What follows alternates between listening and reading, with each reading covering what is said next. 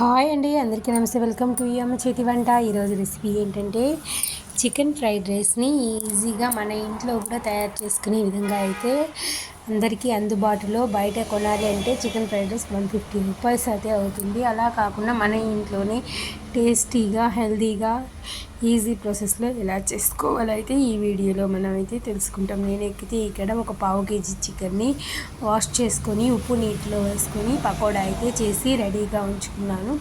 ఇప్పుడు మనకైతే ఫ్రైడ్ రైస్కి తగిన చికెన్ అయితే రెడీగా ఉండాలి.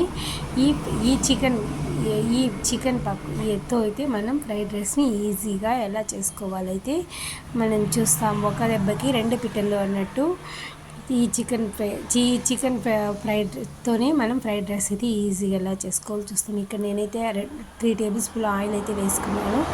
ఒక కోడిగుడ్డు అయితే కుట్టి వేసుకున్నాను. అందులోనే మనం చికెన్ కాల్చి పెట్టుకున్నాం కదా పకోడాలాగా, అదైతే ఒక 100 గ్రామ్స్ అయితే చికెన్ తీసుకొని చిన్న చిన్న ముక్కలుగా అయితే కట్ చేసుకుని కోడిగుడ్డులోనే అయితే చికెన్ని వేసి బాగా కలిసిపోయేలా ఫ్రై చేసుకోవాలి.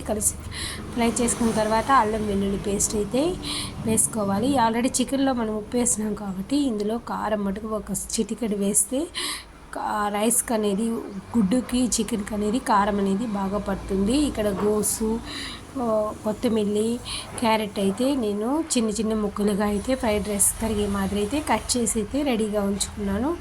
అదైతే ఒక కప్ అయితే వేసుకున్నాను. ఇప్పుడు మనం కోడిగుడ్డు, చికెను,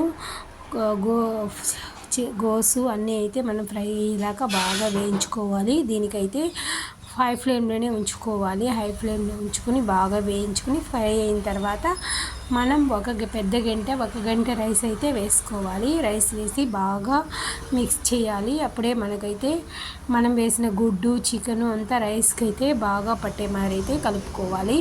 ఇప్పుడు బాగా కలిపిన తరువాత మనం మసాలాలు అయితే యాడ్ చేసుకోవాలి. ఇందులో అయితే సాల్ట్ అయితే రుచికి తగినంత అయితే వేసుకోవాలి. కారం అయితే 1/2 టీ స్పూన్ కూడా పడలేదు, ఇంకా కొద్దిగానే అయితే. ఆల్రెడీ మనం చికెన్లో కారం వేసినాం కాబట్టి ఒక చిటికెడు ఎంత వేసుకున్నా సరిపోతుంది. కారం, సాల్ట్ అయితే వేసేసినాము. ఇప్పుడు మనం వైట్ పెప్పర్, బ్లాక్ పెప్పర్ అయితే ఒక చిటికెడు అయితే వేసుకోవాలి. ఇది వేస్తే టేస్ట్ అయితే బాగుంటుంది. ఇక్కడ నేను టేస్టింగ్ సాల్ట్ కూడా యూస్ చేస్తున్నాను. టేస్టింగ్ సాల్ట్ మన ఆప్షనల్, మనం వేసుకుంటే వేసుకోవచ్చు, వేసుకోకపోతే పర్వాలేదు. కానీ ఇది హోటల్ కాబట్టి దాంట్లో మాస్టర్లు అంతా అది యూస్ చేస్తారు కాబట్టి నేను ఇక్కడైతే యూస్ చేశాను. ఇప్పుడైతే మనం దీనిలోకి ఇంకా వేసేసి గరం మసాలా అయితే కొంచెం వేసుకొని, సోయా సాస్ అయితే వేసుకొని బాగా మిక్స్ చేసుకుంటే మనకు